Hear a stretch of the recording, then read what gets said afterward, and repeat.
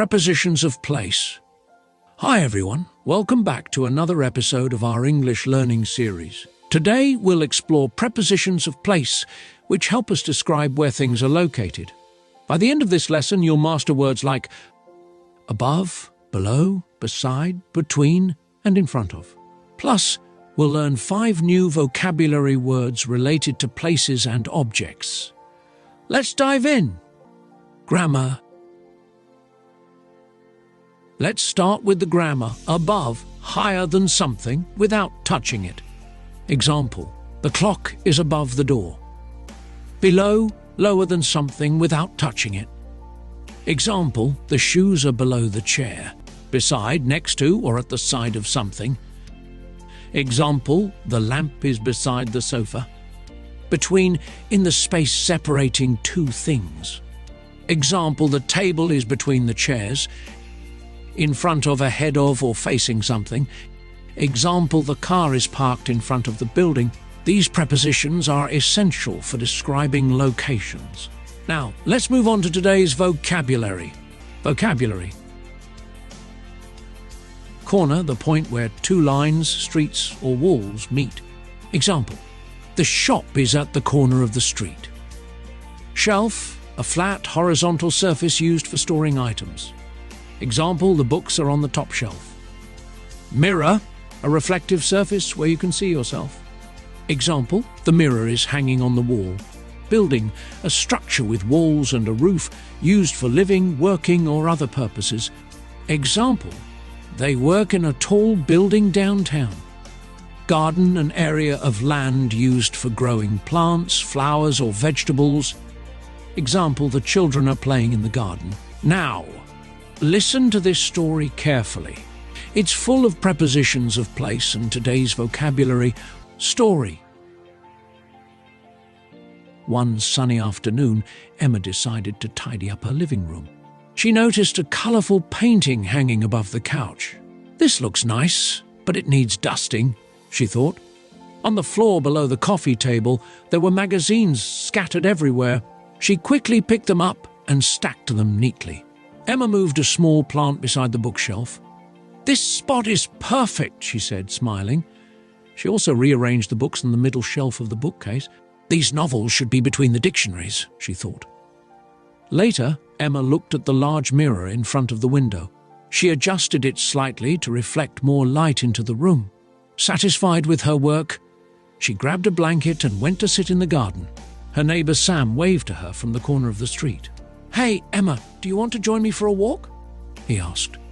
She agreed and met him near a tall building with large glass windows reflecting the sunlight. Sam was sitting below a tree, holding a small picnic basket. "This is my favorite spot to relax," he said. They strolled through the park, stopping beside a fountain to take some pictures. As the sun began to set, they decided to head back. When Emma returned home, she looked around her living room and thought, "Everything feels so cozy and organized now." Reading. One sunny afternoon, Emma decided to tidy up her living room. She noticed a colorful painting hanging above the couch. "This looks nice, but it needs dusting," she thought. On the floor below the coffee table, there were magazines scattered everywhere. She quickly picked them up and stacked them neatly. Emma moved a small plant beside the bookshelf. "This spot is perfect," she said, smiling. She also rearranged the books on the middle shelf of the bookcase. "These novels should be between the dictionaries," she thought. Later, Emma looked at the large mirror in front of the window.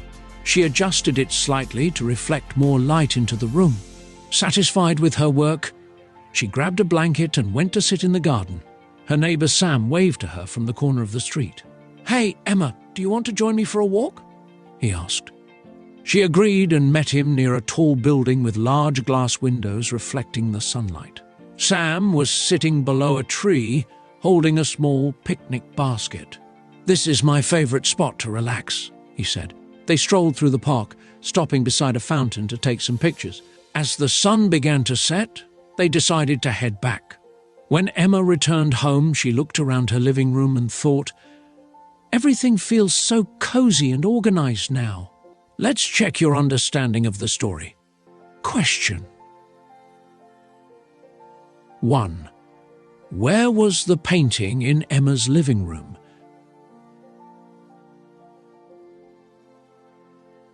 2. Where were the magazines in Emma's living room?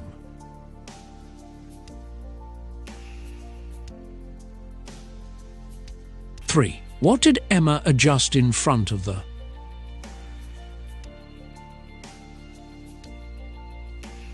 4. Where was Sam waiting for Emma?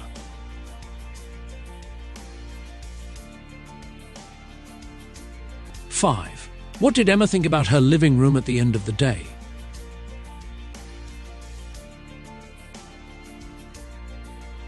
Vocabulary questions 1. Which word describes a flat surface for storing items? 2. What is a reflective surface used to see yourself?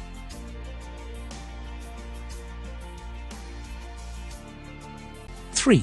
Which word refers to an area for plants and flowers? 4. Which word describes the point where two streets meet?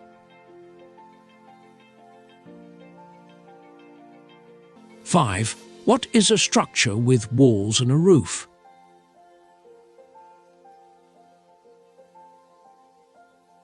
Here are the correct answers. Answers.